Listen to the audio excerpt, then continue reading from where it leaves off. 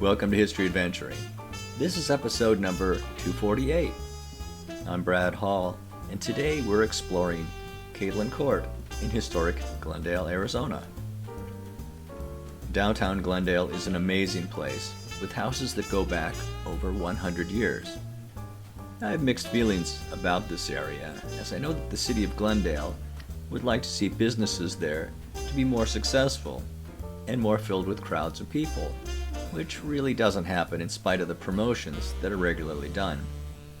So it is, by comparison to the old quaint areas of places like, for example, Pasadena, kind of sad.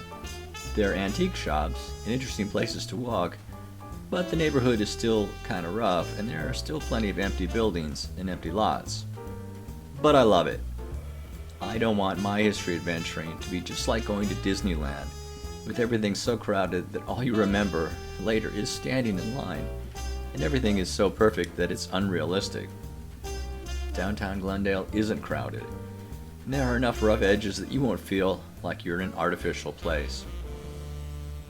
If you're pondering going there, I recommend starting at Catlin Court. You can work your way towards the main street later, but stop at Catlin Court. I always enter that neighborhood from 59th Avenue on Myrtle, and it's a magical transition, because as soon as you get off the main street, you're whisked back 100 years. Park your car and get out and walk. Yes, walk. I've lived my whole adult life in Southern California and Phoenix. I'm used to driving everywhere. Nobody walks in LA or Phoenix.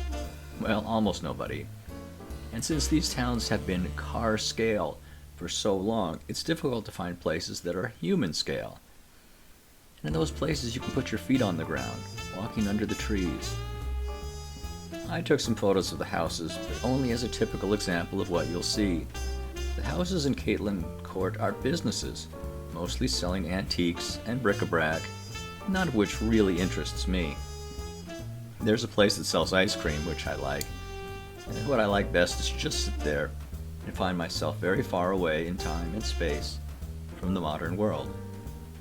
But don't get me wrong, I love the modern world. I'll admit my first thought when I look at a neighborhood like this is, no air conditioning back then? But I love to visit places like this. I'm glad that they're there, hidden away from me whenever I need them. Well, thank you for walking with me. This has been History Adventuring. I'll talk to you later.